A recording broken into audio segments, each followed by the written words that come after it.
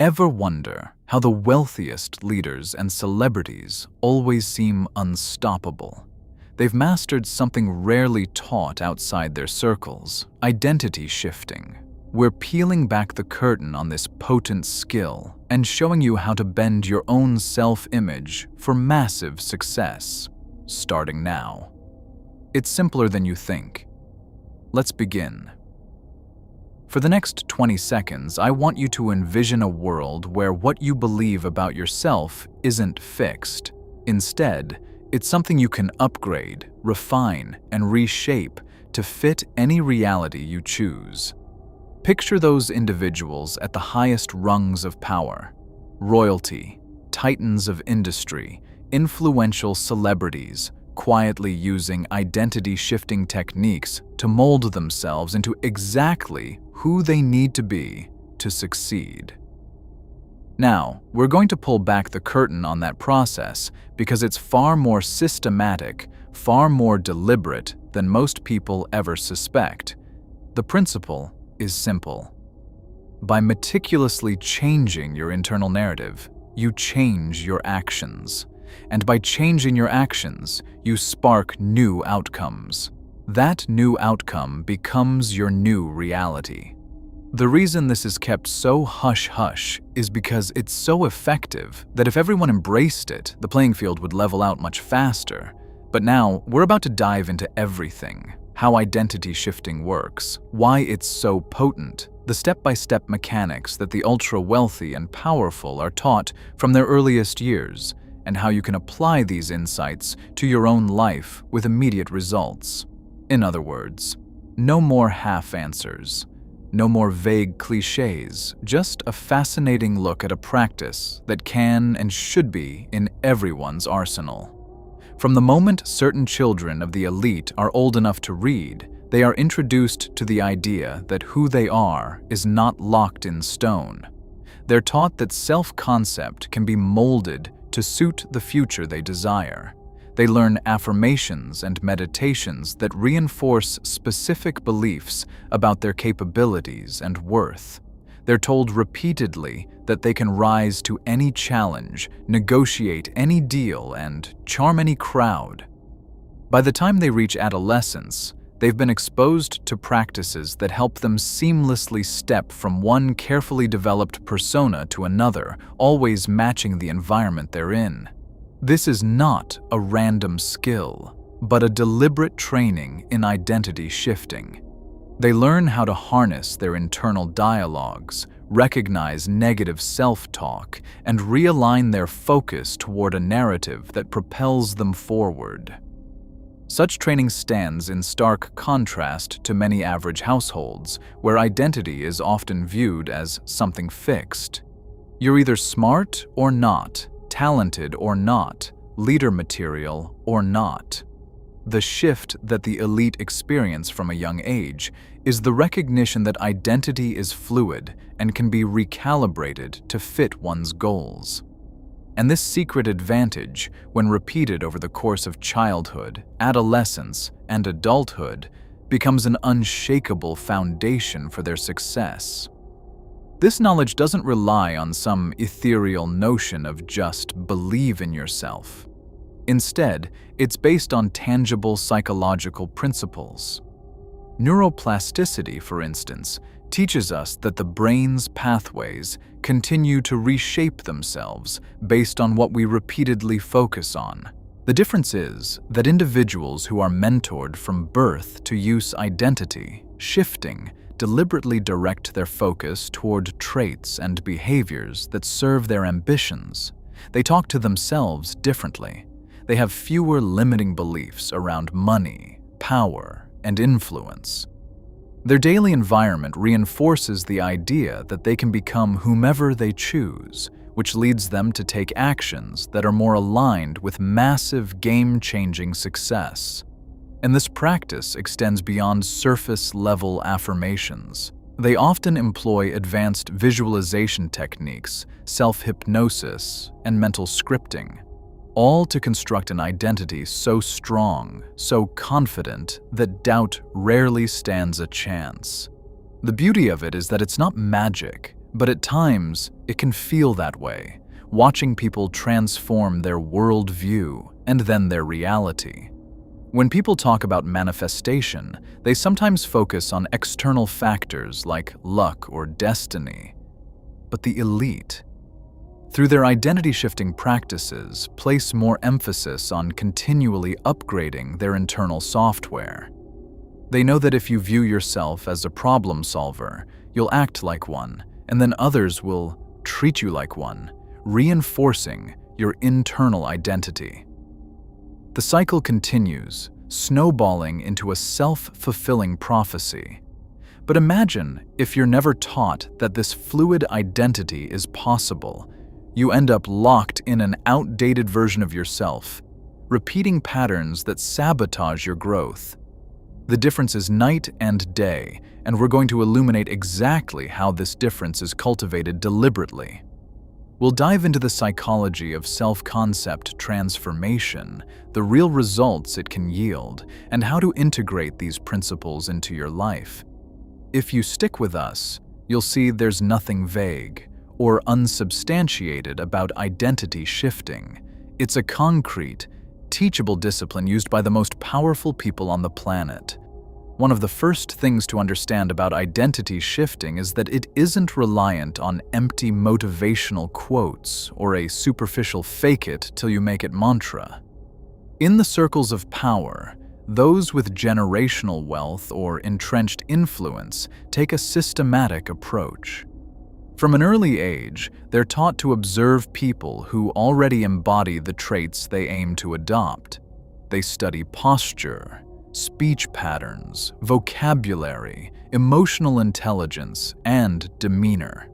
Whether it's analyzing how a respected diplomat handles delicate conversations, or how a renowned business magnate deftly navigates high-stakes negotiations. These future elites dissect every aspect of the role model's identity. Then, rather than simply copycatting, they internalize those observations into a personalized blueprint. It's not about putting on a mask. It's about forging neural connections that say, "This is who I am becoming." Over time, with repetition, these behaviors become effortless because the brain adapts to the new persona, folding it into the self-concept. Crucially, families with old money or aristocratic lineage often have a long-standing tradition of mentorship. A grandparent or parent takes the child under their wing, guiding them through real-world situations where they can practice these emerging identities in low-risk scenarios. For example, a young teenager might be brought to a charity gala not just to enjoy the evening, but to observe power dynamics, how a sharp negotiator shifts the tone of a conversation, how a socialite tactfully wins admiration through subtle compliments, or how a chairman handles probing questions from the press with poise and clarity. Every nuanced detail is filed away. Later, there might be a debrief. Notice how you responded when that person questioned your ability. How could you have answered more assertively while maintaining diplomacy? Through these conversations, identity shifting is reinforced. The child sees themselves as someone who can handle these environments, and each experience chisels away at any leftover insecurities. At the heart of this practice is the foundational belief that you're not doomed to be stuck in a single interpretation of yourself. The elite realize that humans have multiple selves, each shaped by context, desire, and skill. They teach their children that these different selves aren't contradictory, but complementary facets of one's overall identity. It's akin to having an internal toolkit. You can adapt your self-presentation based on whether you're leading a meeting, comforting a friend, or navigating a conflict. The crucial distinction here is that each identity aligns with core values.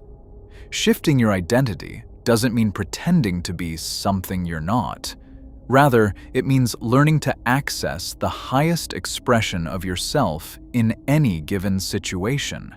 And because these children get a head start, they become adults who effortlessly pivot between roles, with each pivot reinforcing a sense of self that is dynamic and capable. Now, if this sounds like an exclusive privilege, in many ways it is, because not everyone gets explicit training from birth. But the techniques themselves are not off limits.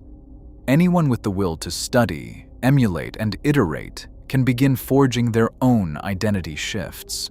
The difference is that many of us have to unlearn decades of social programming that told us to stick to our place or to avoid overreaching.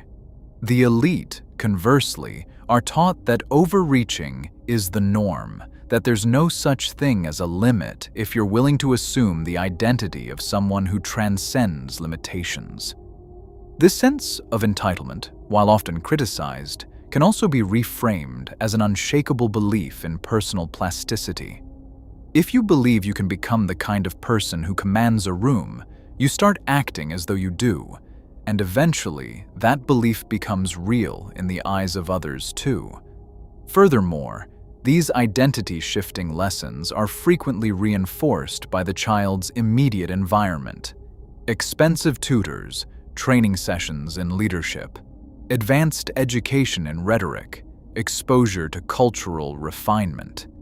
Everything funnels back into that self-concept of being a mover and shaker. And once a young adult sees tangible results of this shifting, like successfully raising funds for a project or influencing a decision at a family meeting, the internal narrative becomes, "This is who I am." The rest is merely scaling up that self-perception. As you can see, there's nothing magical or mystical here. It's a process grounded in consistent mental reprogramming, exposure to success, and practical rehearsal. If you replicate these steps, you can replicate the results. That is the power of identity shifting. To dive deeper, let's talk about something fundamental, the psychological mechanism that fuels identity shifting. We have something in our brains called the reticular activating system, RAS. It's responsible for filtering information, determining what's relevant to us, and influencing our focus. When an elite child grows up consistently telling themselves, "I'm a leader," or "I'm a visionary," and they practice the actions that go with those statements, the RAS starts scanning the environment for evidence to confirm it.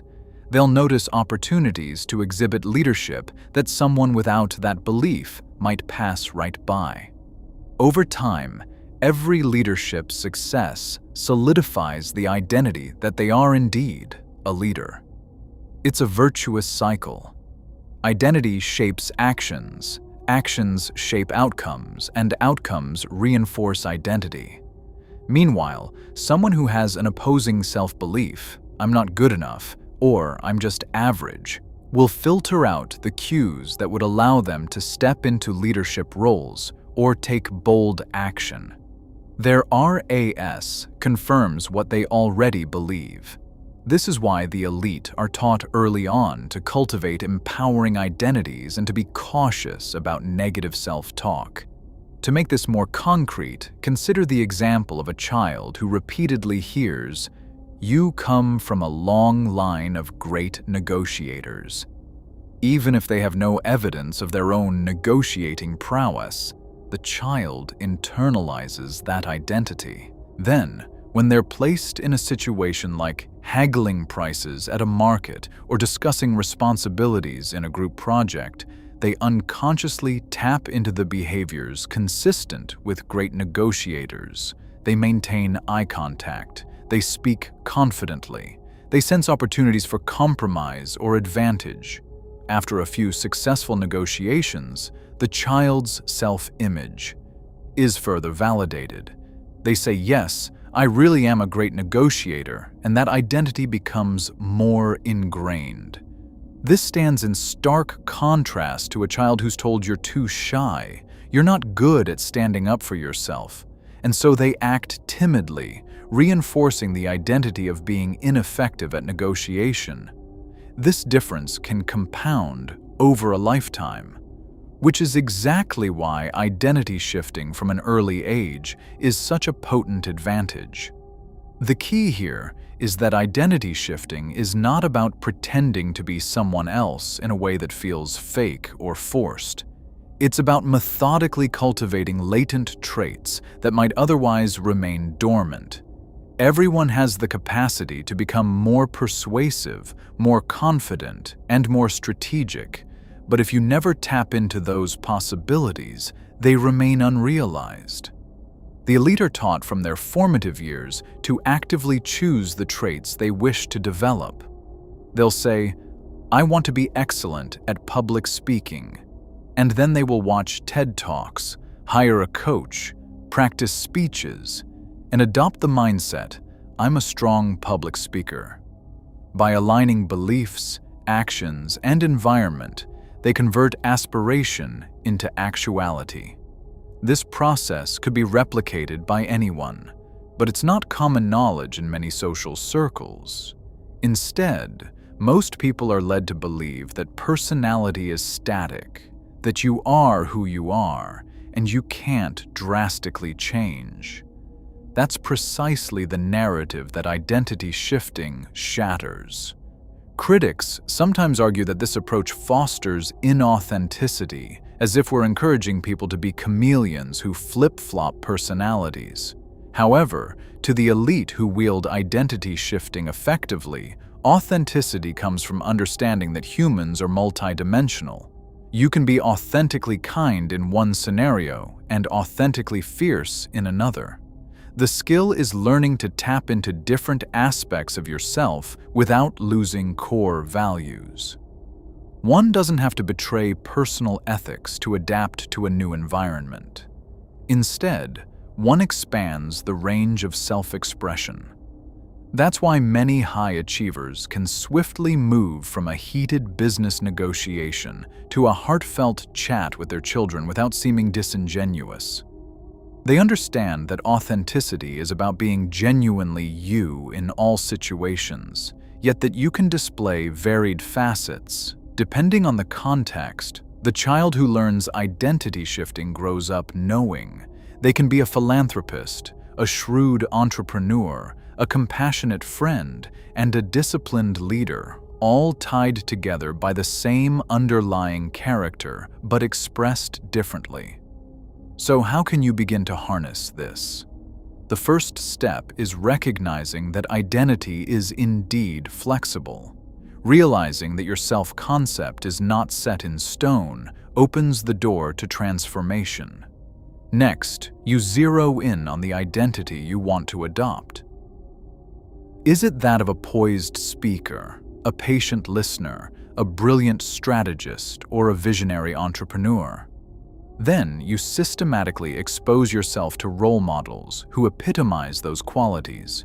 You observe, you emulate, and you refine. It's a feedback loop. You try out new behaviors, gauge the reactions, adjust accordingly, and reinforce that evolving identity with every success, no matter how small.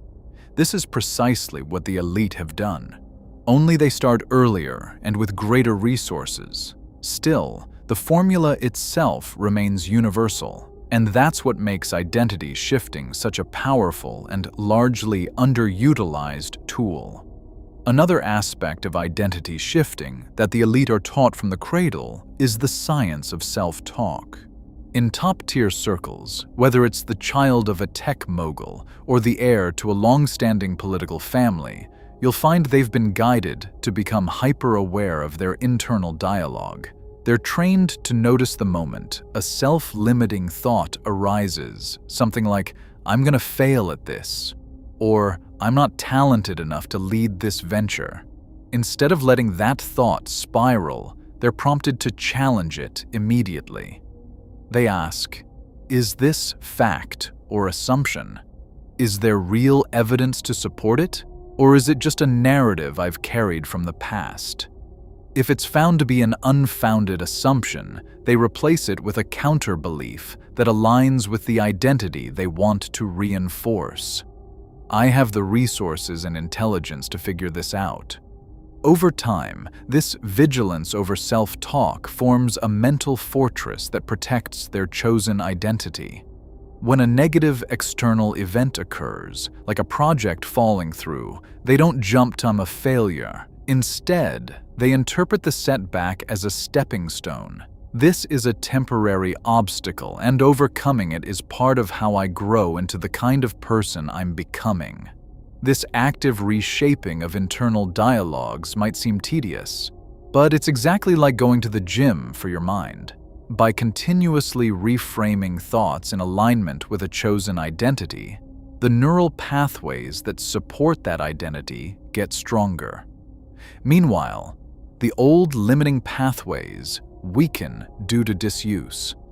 It's a neurobiological process that can be measured in changes to the density of synapses and the release of neurotransmitters that strengthen or prune certain connections.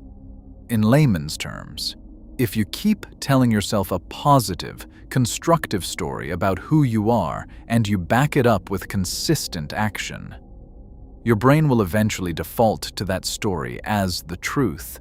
This is why the elite appear to radiate confidence, even in uncharted situations. They've literally wired their brains to support the narrative that they can adapt and excel. However, this doesn't mean they never doubt themselves or feel anxiety. The difference is how quickly they catch themselves and pivot. For instance, a sudden market crash might rattle anyone's nerves, but while the average person might interpret the crash as the end of the world, the identity shifter interprets it as a challenge. My skill set is designed to handle. Their emotional response, though initially shocked, is quickly channeled into strategic thinking, which further solidifies the identity of a decisive problem solver. It becomes a self-fulfilling prophecy. They see themselves as problem solvers, so they solve problems, which makes others see them the same way, reinforcing that identity in a continuous feedback loop. In practical terms, they're also taught to treat fear as a signal for preparation, not retreat. If you have an elite athlete in training, they might say, "I'm the kind of person who rises to challenges," so when they feel fear before a big competition, they see it as energy to be harnessed. They reframe that adrenaline rush as excitement rather than dread. This mindset shift has a physiological effect. Their breathing steadies, their posture aligns, their focus sharpens, all because they're telling themselves, "This is who I am. I am someone who thrives under pressure." Repeated exposure to pressure situations confirms the belief until it's undeniably part of their identity. The big takeaway is that self-talk is not just pep talk. It's not about lying to yourself with "I'm the greatest" when you haven't done the work. It's about choosing constructive narratives that propel you toward the actions required to manifest that greatness. The elite make sure that every slip in self-belief is caught and corrected. They surround themselves with mentors, coaches, or even peers who are similarly invested in reinforcing empowering self-images. In some circles, there are even formal sessions where family members or close advisors discuss personal goals and challenges, offering pointed feedback on how each person's self-talk aligns with their desired identity. That level of community support accelerates the integration of new beliefs because it's not just you reminding yourself. Your environment echoes it back to you as well. You can implement the same approach by becoming consciously aware of every time you speak about yourself in limiting terms. Ask, "Is this who I choose to be?" If the answer is no, replace it with a statement aligned with your chosen identity, then find a small action to reinforce that statement. Over time, These micro-actions accumulate into a massive shift in how you see yourself, and once your identity shifts, your results will follow suit. That's the no-fluff principle that the elite have harnessed from infancy, and there's no reason anyone else can't adopt it starting right now. In addition to self-talk, exposure to high-stakes situations is another crucial element in identity shifting among the elite. There's a reason children from powerful families are often placed in leadership roles early on, be it heading a club at school, spearheading a local community initiative, or even managing certain family responsibilities.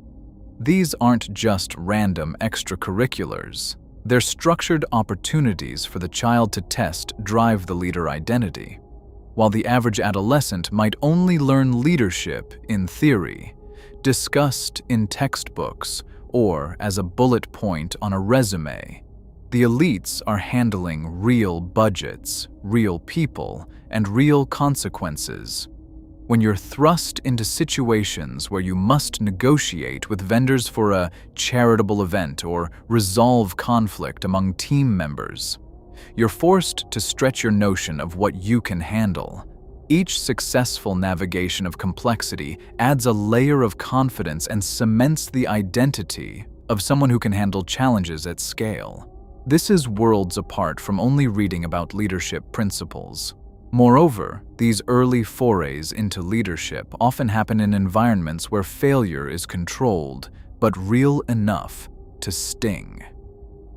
If they falter, a mentor steps in to guide them through the feedback process. Here's what went wrong, here's why it went wrong, and here's how we fix it. This approach teaches them that failure is not a verdict on who they are, but a catalyst for refining strategy. The child thus learns to see obstacles not as stop signs, but as signals to adapt and improve. Over years of repeated exposure, their identity as a competent problem solver is so ingrained that uncertainty becomes almost exciting. The question transforms from, "Can I handle this?" to, "How will I handle this?" A subtle but monumental shift in mindset. In many top-tier families, these controlled high-stakes experiences also expand to include public exposure, giving speeches at events, representing the family brand, or attending formal dinners with influential adults. While many might find these situations daunting, the child is coached to see them as a stage where they can embody their evolving identity. They learn that part of shifting identity is also about commanding presence, from posture and eye contact to tone of voice and even strategic silences. They're tutored in the finer points of how a person of influence behaves. This isn't merely superficial training, it's about aligning their internal belief system with the external signals that reinforce who they claim to be. When they stand tall and speak with conviction, they're not faking confidence, they're practicing confidence. The repetition of that practice makes them genuinely confident over time. Additionally, these experiences often include exposure to failure in a public forum. Let's say a young heir is tasked with planning a fundraiser, and the turnout is half of what was expected. It's mildly embarrassing, but it's not catastrophic. They see that the world doesn't end if they don't meet expectations. Instead, they regroup, figure out how to do better next time, and strengthen the identity of a resilient person who doesn't back down from a setback. Contrast this with someone who, lacking such upbringing, experiences their first major public setback as an adult. The blow to their self-esteem can be so severe that they retreat entirely. The difference is that the elite have been conditioned to see setbacks as stepping stones, not stumbling blocks. Each time they bounce back, they reinforce the self-image of someone who thrives under pressure, For anyone outside these circles, it's crucial to understand that you can engineer similar environments for yourself, albeit on a smaller scale initially. Seek out projects or roles that stretch you. Surround yourself with people who expect you to operate at a higher level than you're used to. Embrace the growing pains as you adapt your internal narrative. Take smaller leadership roles if bigger ones aren't immediately available, but treat them with the seriousness of a high-stakes venture. If you fail, dissect the failure clinically rather than emotionally. Ask what you learned and how you can adapt. Over time, these real-world experiences will shape your identity as someone who's versatile and competent under pressure. That's the exact formula that has been quietly running in the background of elite upbringings for generations. One particularly fascinating aspect of identity shifting that the elite leverage is the use of visualization and mental rehearsal, often introduced in childhood sports programs or artistic pursuits. For instance, a child who's learning to play the piano might be taught more than just finger positions and music theory. They might also be guided to visualize themselves walking onto a grand stage, hearing the applause, feeling the perfect posture at the piano bench, and executing their performance flawlessly. This mental rehearsal is repeated so often that when the actual recital comes, the mind is already conditioned to see success. As the natural outcome, this technique goes beyond building confidence. It primes neural circuits for the exact scenario they'll encounter, effectively reducing performance anxiety and sharpening focus. Now, translate this same approach to business deals, public speaking, negotiations, or diplomatic encounters, and you begin to see why individuals raised this way step into adult roles with an unusual level of composure. The elite also understand that visualization by itself is only half the formula. It has to be paired with systematic action. If a future mogul is visualizing themselves closing a multi-million-dollar deal, they're simultaneously studying business cases, memorizing negotiation strategies, and rehearsing possible objections. The visualization is like a mental roadmap, while the tangible effort is what gives them the skill to traverse that map. This synergy of internal mental programming and external skill building is a hallmark of identity shifting done right. It's not about wishful thinking, it's about fusing belief with expertise to produce high-level performance. Interestingly, these visualization practices are sometimes accompanied by detailed future self-exercises where the individual writes down or vividly imagines every detail of who they'll be in 5, 10, or 20 years. They contemplate what kind of house they live in, how they spend their days, the sort of people they associate with, and most importantly, how they think and feel moment to moment. By painting such a detailed picture, they create a clear target for their subconscious to aim at. That's the essence of identity shifting, bridging the gap between who you are now and who you're determined to become. Elite families often keep these visions alive through vision boards or guided meditations, ensuring the child remains focused on incremental steps that lead to the grand picture. Instead of daydreaming, these visions become strategic life plans that guide education choices, career paths, and social networks. If this sounds like an elaborate or even daunting process, that's because it is, but it's also powerful precisely because it's deliberate. There's an enormous difference between drifting through life, absorbing random identities assigned by circumstance, and systematically crafting an identity that aligns with your highest goals. The elite know that. They see identity as a foundational piece that shapes every decision, every relationship, and ultimately, every opportunity they encounter. Since the child is being molded into someone who sees themselves as worthy, capable, and influential, that child naturally radiates those qualities. People respond to them differently, which further cements those traits into their sense of self. Hence, identity shifting isn't some passive experience of becoming who the world says you are. It's an active construction of who you decide to be. A compelling example might be a teenager who wants to become an influential environmental advocate. Perhaps they attend global forums with their family, speak to experts, and visualize themselves addressing large audiences to champion sustainability. They then take small but meaningful steps in line with this future identity, organizing local cleanups, writing letters to the editor, volunteering for ecological research projects. Each action aligns with their future self, and each success story they accumulate solidifies the belief that I am an influential environmental advocate. By adulthood, they're not just dabbling in environmentalism. They are a recognized figure with a track record, and that recognition further reaffirms their identity. Notice there's no cliffhanger in this story.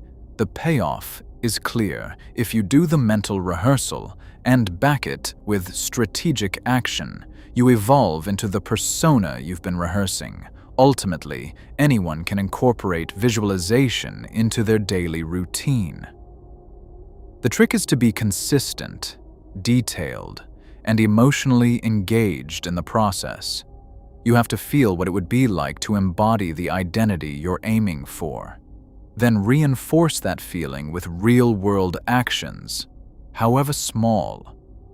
Over time, your self-perception expands to include the new qualities you've been diligently envisioning. Add a dose of practicality, like skill development, mentorship, or relevant experience, and you've got a powerful formula for transformation.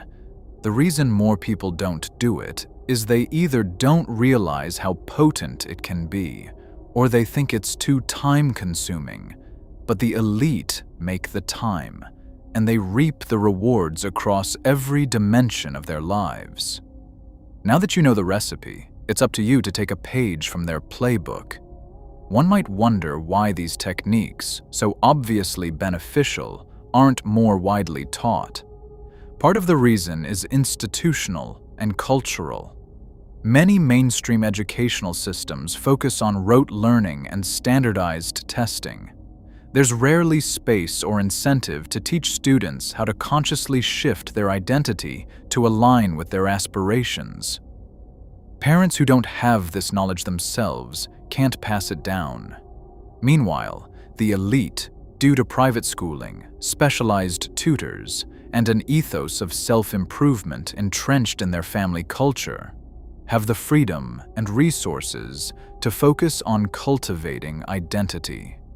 From day one, they treat it as essential as learning math or language because they know that no matter how much academic knowledge you acquire, without the right mindset and self-concept, that knowledge often remains underutilized.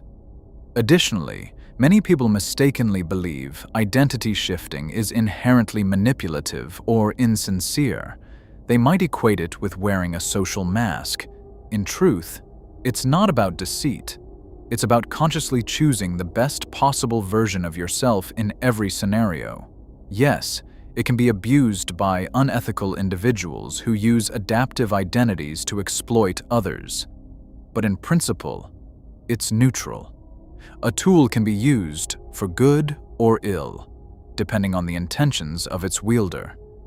The elite families who succeed over generations tend to understand that authenticity and reputation are critical to their long-term influence, so they generally instill ethical frameworks alongside identity shifting. That said, it's an unfortunate reality that some do use these techniques in unscrupulous ways, which is part of why the general public hears about identity shifting in the context of manipulation rather than empowerment. There's also a certain mystique around the idea that powerful people are just naturally talented or destined for greatness. It's a comforting myth for the rest of society because it absolves them from taking responsibility for not achieving similar levels of success. If someone was simply born with extraordinary charisma or business acumen, then ordinary folks can't be expected to match them. But if the truth is that these traits were cultivated through deliberate identity shaping from a young age, that means anyone could adopt similar strategies. This knowledge can be both liberating and daunting.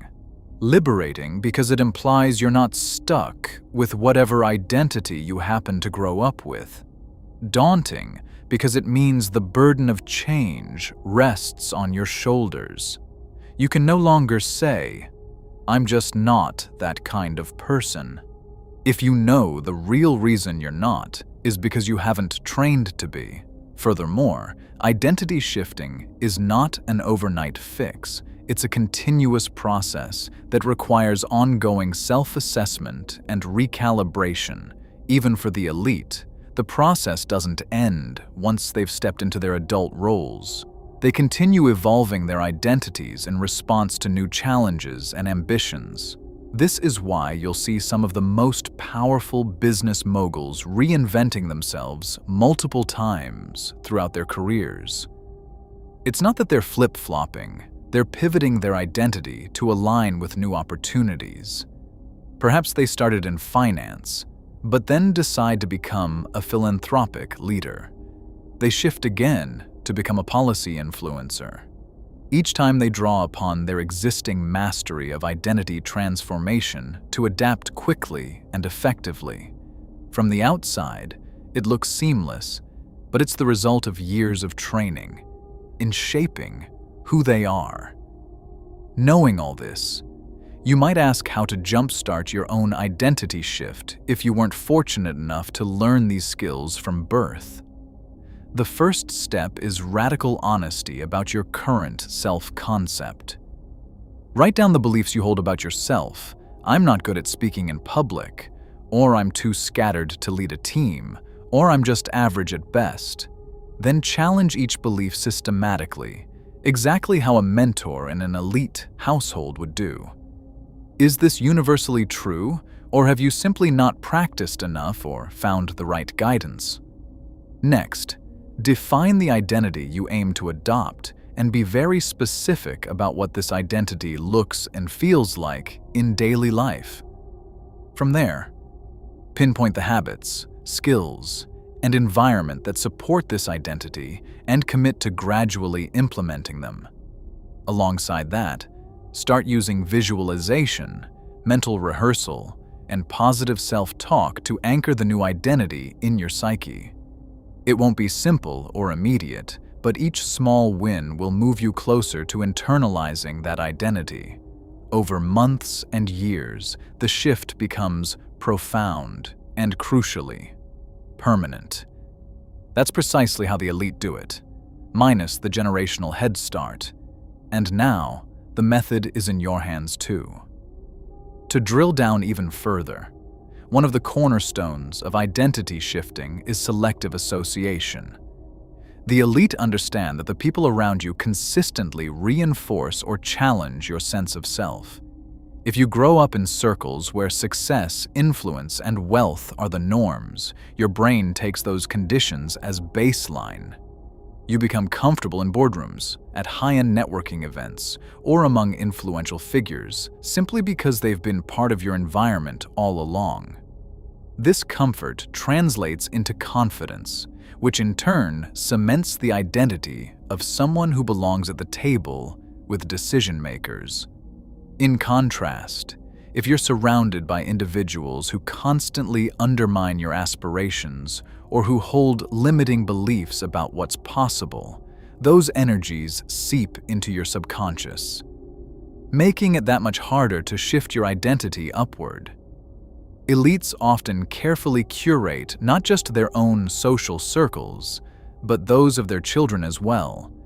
They encourage friendships with peers who are ambitious, creative, and resourceful, thereby normalizing excellence.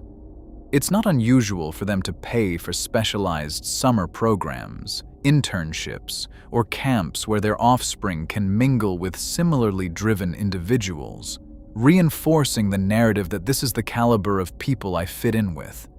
That sense of fitting in is crucial. Humans are social creatures who crave belonging. If you want to shift your identity, you need to place yourself among people who exemplify or respect the identity you're aspiring to build. For an adult aiming for a late-stage transformation, this might look like joining professional associations, mastermind groups, or online communities that value the traits you want to develop.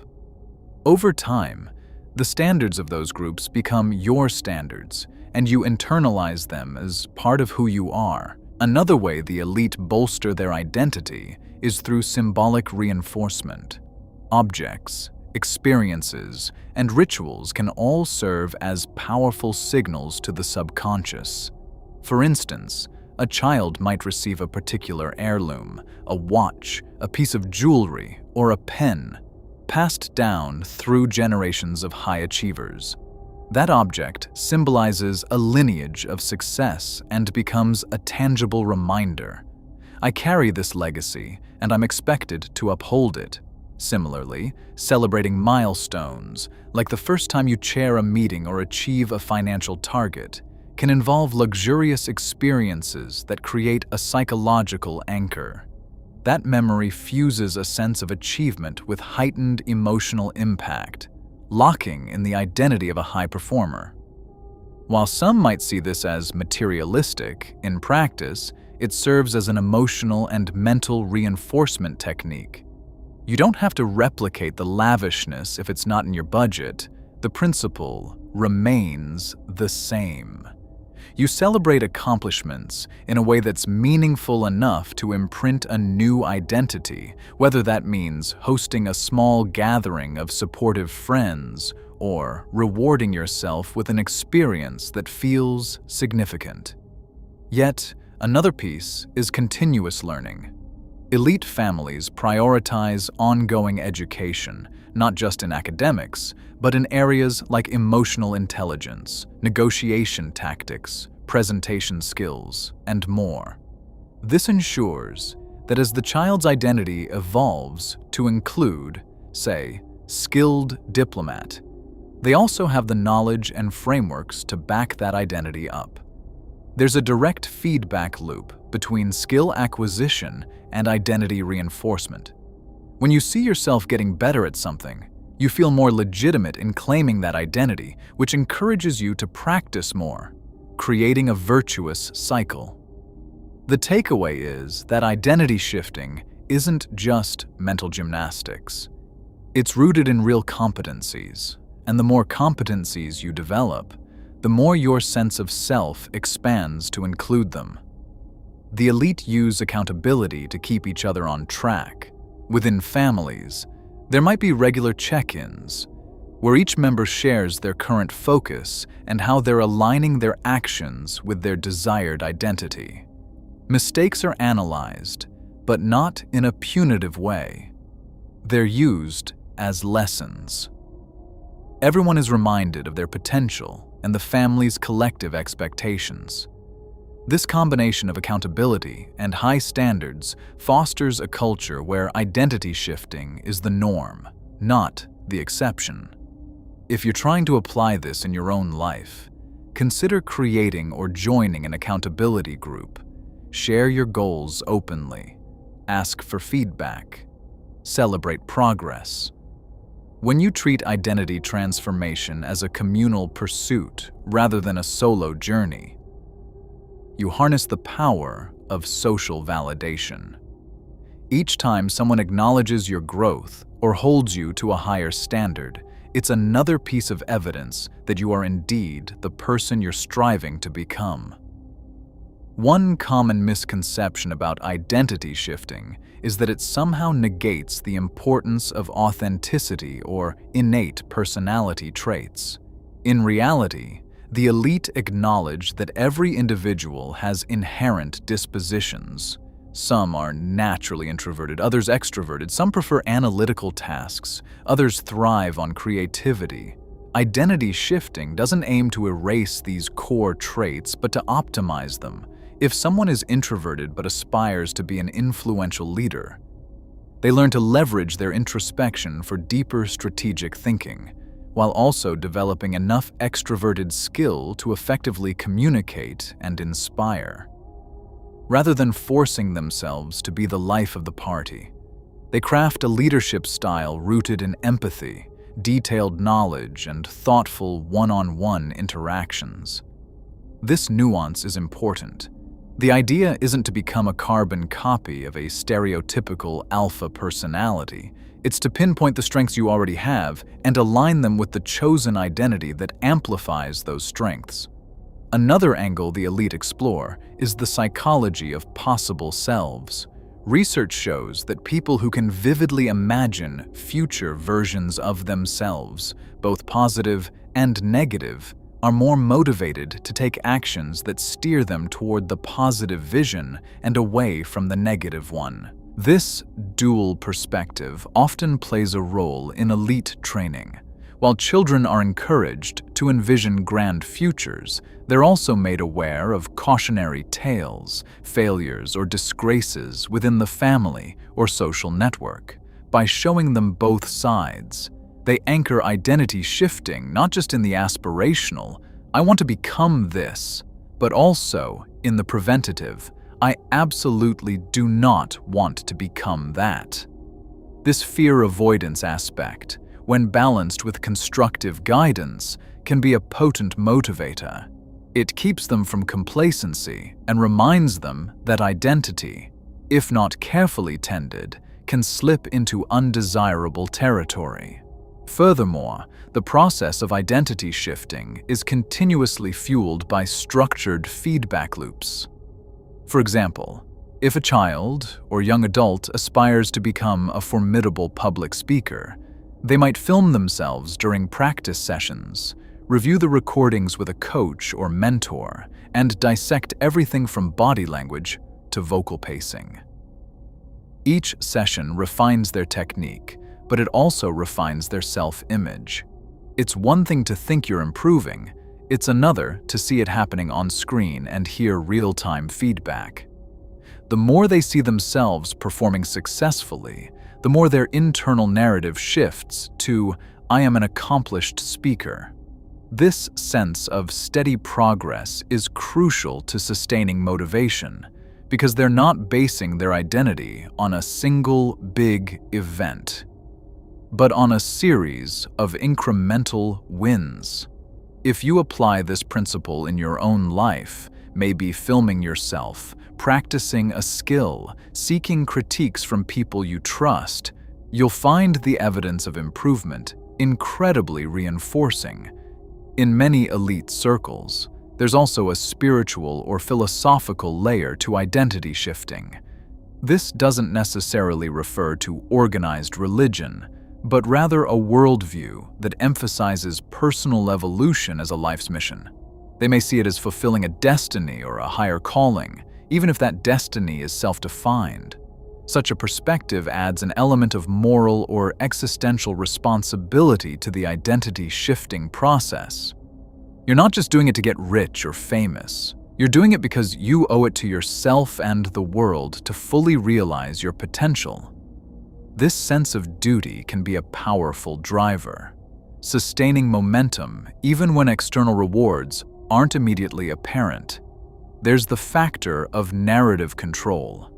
High-level individuals recognize that the story you tell about yourself, both internally and externally, holds enormous power. The elite often practice storytelling not just to persuade others, but to reinforce their own self-image. They might keep journals documenting their growth, recount personal triumphs at family gatherings, or share visionary tales about future goals. Each retelling cements the narrative that they are dynamic, forward-moving people. In daily conversations, they downplay self-deprecating humor, knowing it can undercut the identity they're building. Instead, they carefully choose words that reflect confidence and direction. If you're someone who often jokes about your own shortcomings, be mindful that it's reinforcing a negative identity. By altering your casual language, you begin to alter how you see yourself. In effect, you become the story you consistently tell. That's a lesson deeply ingrained in elite families. Words shape reality, and reality, in turn, shapes identity. Once you appreciate this loop, you start to speak with intention, another step in the process of claiming a new self. Let's shift gears for a moment and look at the broader implications of identity shifting. For one, it drastically affects how these elite individuals perceive and approach risk. When you see yourself as someone who thrives under challenge, taking calculated risks becomes second nature. You're not paralyzed by the fear of failure because your identity is rooted in adaptability and resourcefulness. Even if you fail, you frame it as a step closer to mastery. You don't define yourself by your setbacks. This risk-friendly mindset often leads the elite to massive payoffs, whether financial, political, or reputational, because they're willing to jump into arenas that others shy away from. Over time, those successful leaps set them apart as visionary leaders or innovators, further feeding the identity of world changer or disruptor. Another ripple effect is on emotional resilience. Identity shifters learn to manage their emotions in service of their chosen identity. Rather than being slaves to fleeting feelings, they'll often take a step back and ask, does this emotion serve who I'm trying to become? If the answer is no, say they're simmering in jealousy or anger, they'll consciously pivot, focusing on solutions or constructive action. This doesn't mean they never feel negative emotions. It means they refuse to let those emotions derail them. That discipline can appear superhuman, but it's really just the result of repeated practice. After all, if you think of yourself as a calm, centered leader, you'll spot the chance to shift away from destructive emotional patterns before they fully take hold. Moreover, identity shifting fosters creativity. When you don't see yourself as locked into a single box, like I'm just a lawyer or I'm just an artist, you become more open to interdisciplinary ideas. The elite are often polymaths, dabbling in multiple fields because they identify as versatile learners. They don't say, I can't do math because I'm a musician. Instead, they say, let's see how mathematical theory can inform my musical compositions, or vice versa. This cross-pollination of skills leads to inventive solutions and breakthroughs that rigid identity holders rarely achieve. If you want to replicate this, start by questioning every label you've given yourself. Ask, who says I can't also be this? You might find entire worlds of possibility opening up once you release the self-imposed limitations of your old identity. Elite identity shifters also tend to exude a strong personal brand. Because they've aligned their internal beliefs, external behaviors, and social environment, everything about them sends a consistent message. People know them for their calm decisiveness, their strategic thinking, or their charismatic leadership.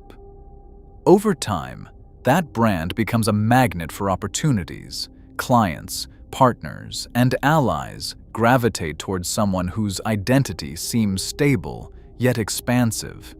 It's an intriguing paradox because they're so committed to evolving, they radiate a confidence that doesn't waver. Contrast that with someone who's uncertain about who they are, who tries on new behaviors without internal conviction. That lack of conviction is palpable and pushes people away. True identity shifting is about internal alignment, so the transformation feels natural, even if it's radical. Consider how identity shifting can influence broader societal structures. If those at the top consistently practice shaping their own identities, they may also shape the collective narratives of the organizations or communities they lead. A visionary CEO might infuse the company culture with the identity of a bold innovator, encouraging employees to see themselves the same way. Over years, the entire organization can transform simply because one person's identity shift cascades into a collective identity shift. This power can be used for uplifting causes or for destructive ends, depending on the ethics of the leader.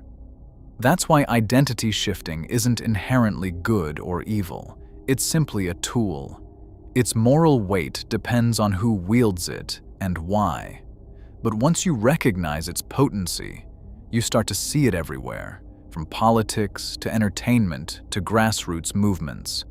Those who master identity shaping end up shaping society itself. Whether you consider that inspiring or terrifying depends on your viewpoint. But there's no denying the impact. And now that we're dissecting it all, you have the choice to become one of those who use it thoughtfully for your own growth and for the benefit of those around you. Now let's walk through a straightforward example to anchor everything we've discussed. Imagine someone who grew up in a middle-class environment with no particular legacy of leadership. Let's call her Sarah. Sarah has always been average in academics and sports, carrying a quiet assumption that she's not special. But at some point, she learns about identity shifting. She decides she wants to become a dynamic entrepreneur. Her first step is awareness. She identifies her limiting beliefs. I can't manage a business. I don't have the right connections. I'm too introverted to sell my ideas. She writes these down, then counters each with a new empowering statement. I can learn management skills. I can network intentionally.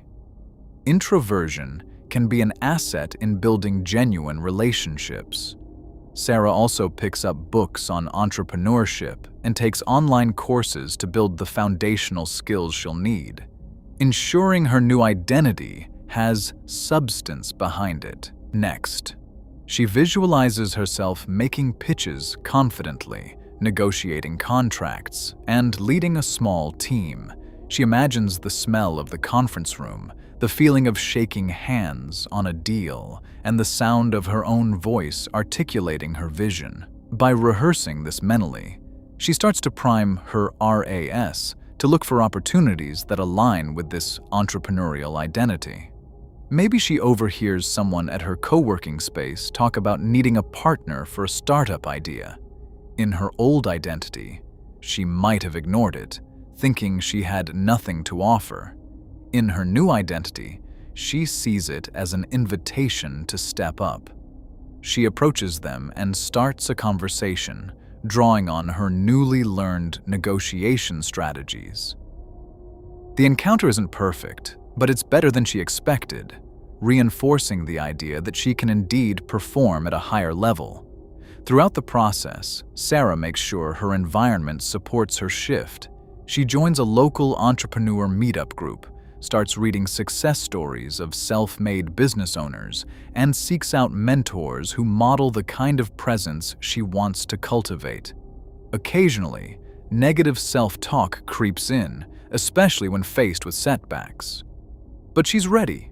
She counters each doubt with factual evidence of her progress.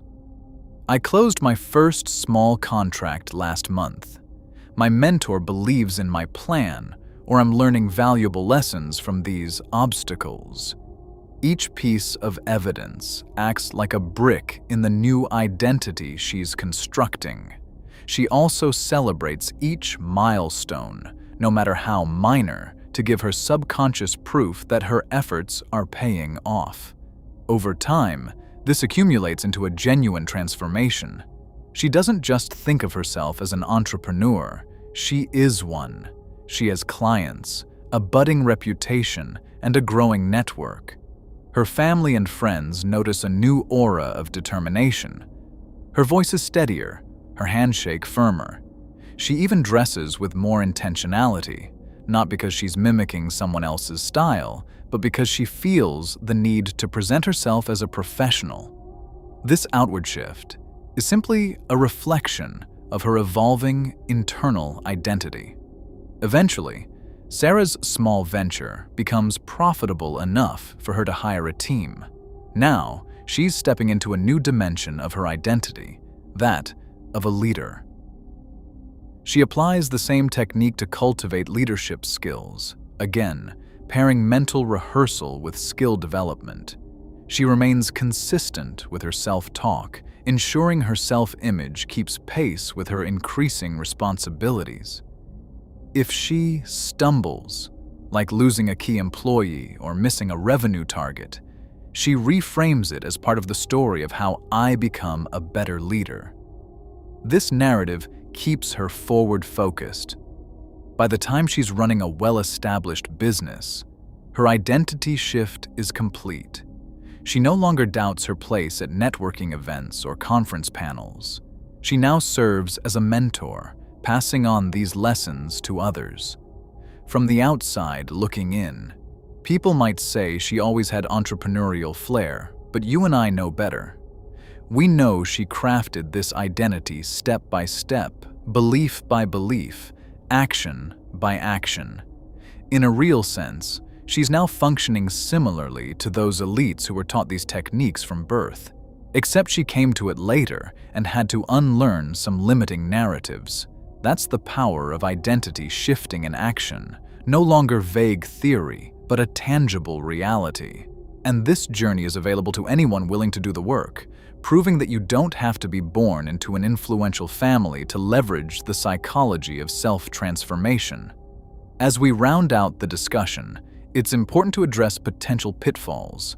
Identity shifting, when done haphazardly, can lead to confusion, burnout, or an unstable sense of self. That's why the elite approach it systematically. They don't just declare random traits they want and jump in blindly. Instead, they pick an identity that resonates with their core values, outline a plan to acquire the necessary skills, and gradually immerse themselves in environments that reinforce that identity. They maintain a strong ethical framework and sense of purpose, so they don't veer off track or become disoriented. Without these guardrails, someone trying to shift their identity too drastically or too quickly might lose sight of who they genuinely want to be, leading to internal contradictions that cause emotional turmoil. Another caution is the trap of perfectionism. When you're actively crafting a new identity, it's tempting to want instant, flawless results. The elite are taught to view mastery as a lifelong pursuit. They're comfortable with incremental progress because they see identity as fluid and evolving.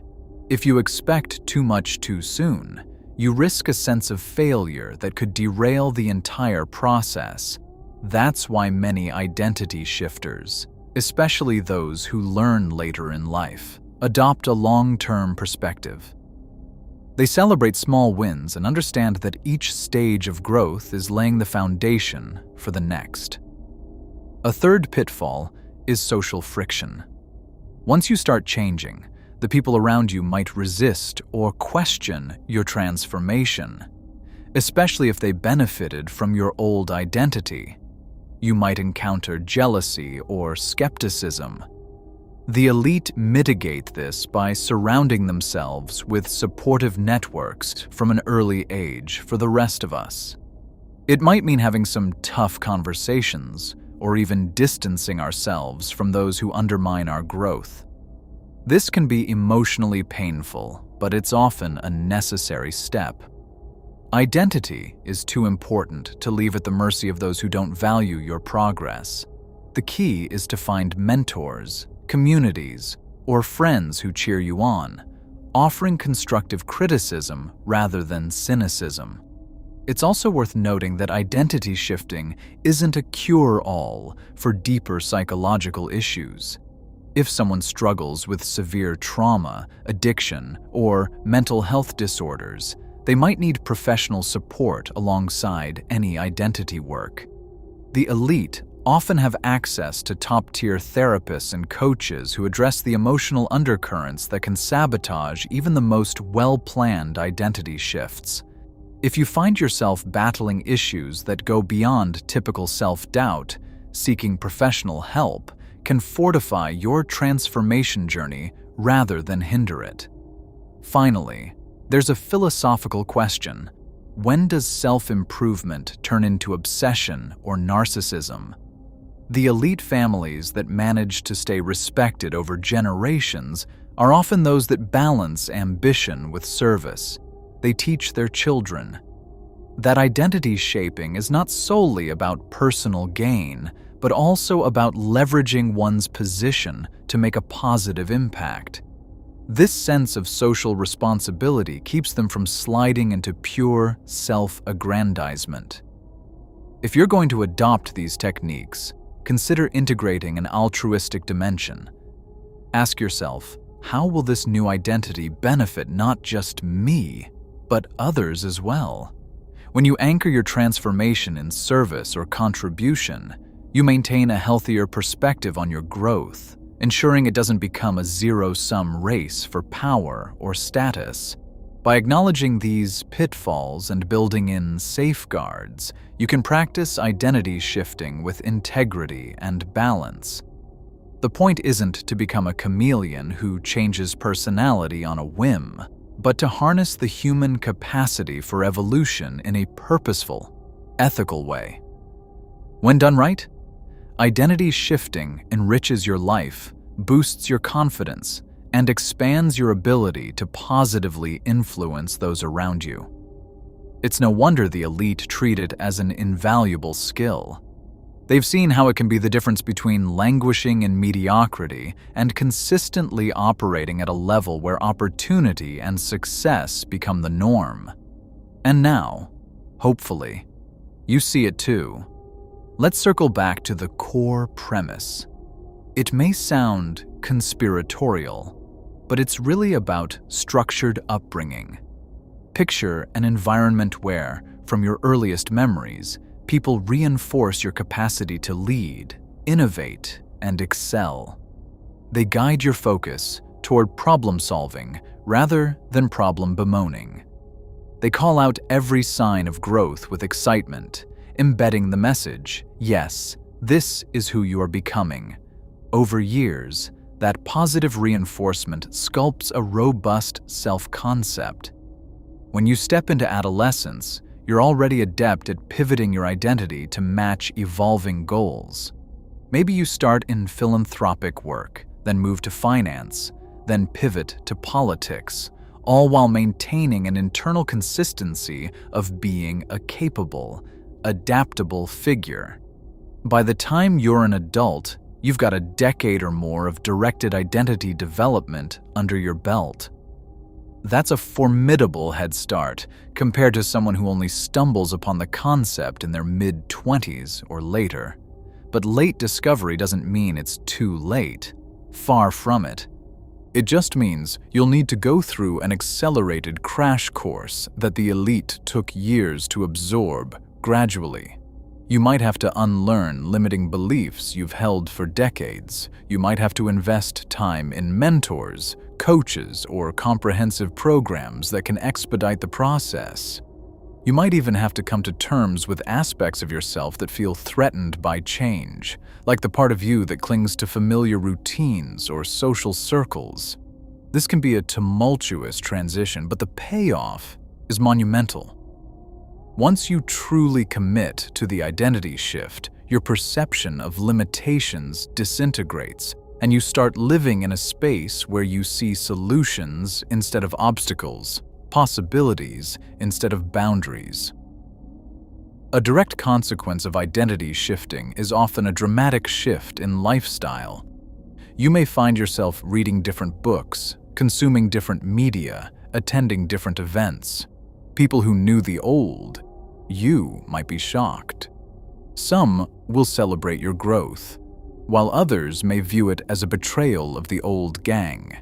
It's at this juncture that many flounder, reverting to old patterns to avoid social friction. But the elite children are rarely allowed to slip back because their entire environment and the high expectations that come with it prop them up. For you, self-discipline and a strong support network are the glue that keeps the new identity intact during moments of doubt or external pressure. If you make it past these growing pains, you'll notice a snowball effect. The more your new identity produces positive outcomes, whether that's financial success, fulfilling relationships, or creative breakthroughs, the more it feels undeniably real. You can look back on your life 6 months or a year later and see tangible evidence of transformation. This evidence fortifies your belief system, which in turn propels further action, and before you know it, you've cemented a new identity. At that point, you're not trying to be anything, you simply are. And that's when the shift feels natural. Paradoxically, it also feels authentically you because you've discovered sides of yourself you never tapped into before. You didn't become someone else. You became more fully yourself, shedding societal and internal constraints that kept you playing small. Finally, let's address the bigger picture. Identity shifting isn't just about personal gain. It has the power to recalibrate how you contribute to your community and the broader world. Once you internalize the idea that you can choose and shape who you are, you'll likely encourage others to do the same. That ripple effect can change families, workplaces, and even cultures. When more people step into identities rooted in collaboration, empathy, and innovation, societal progress accelerates. Conversely, if manipulative individuals adopt these methods, the damage can be equally significant. That duality is why knowledge of identity shifting is both a risk and a responsibility. The elite knew that and chose to keep it largely within their own circles, but now it's out in the open, and it's up to you to decide how you'll use it. We've journeyed through the concept of identity shifting, looking at how it's instilled in the elite from birth, and how you can harness these techniques for your own breakthrough. We've examined the role of self-talk, visualization, strategic environment selection, and the accumulation of real-world successes to reinforce a chosen identity. We've also delved into potential pitfalls and the immense social impact identity shifting can have. The core takeaway is surprisingly simple, yet profound. You are not fixed. Your current identity is a starting point, not an end point. And you have more power than you think to sculpt who you become. What does that mean for you right now after watching this? It means you can no longer hide behind the excuse of, "That's just who I am." If you're in a dead-end job but dream of becoming a thought leader in your field, you can start crafting that reality this very moment. If you've always felt overshadowed by more charismatic peers, you can shift toward the identity of someone who commands respect in a room. By practicing the behaviors, adopting the mental scripts, and seeking out the environments that nurture that transformation. Yes, it's daunting, especially without a lifetime of grooming by wealthy, influential parents. But the blueprint is here, spelled out step by step. It demands effort, consistency, and a willingness to confront your own insecurities. In exchange, it offers freedom from the narratives that have held you back. In essence, Identity shifting is about releasing the stories that limit you and replacing them with stories that empower you. The elite secret isn't mystical or unattainable. It's a set of psychological and behavioral strategies that anyone can learn. The difference is in how consistently and persistently these strategies are applied. For the elite, consistency is baked into their education and family culture.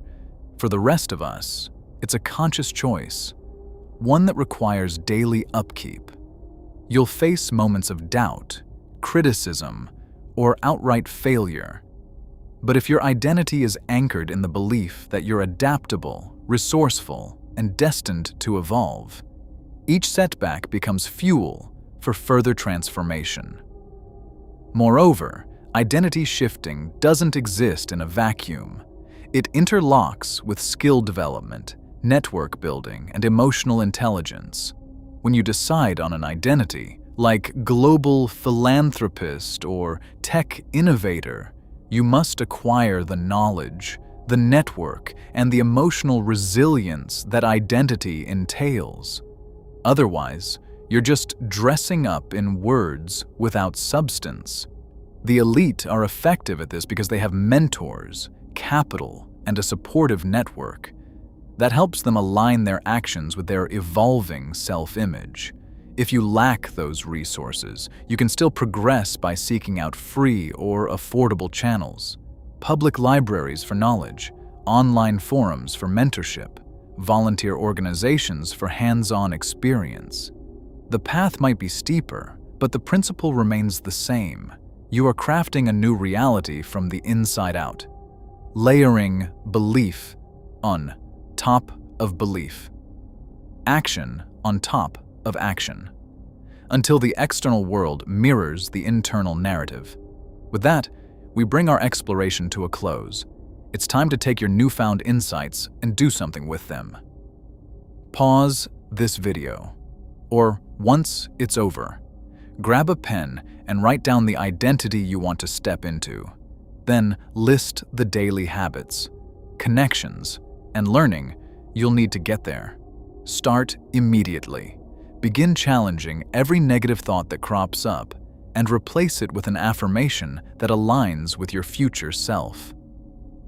Picture yourself making bold moves, achieving meaningful milestones, and gracefully handling setbacks. No fluff, no cliffhangers, just real, measurable progress. That's what the elite have done for centuries, passed down from generation to generation. Now it's your turn.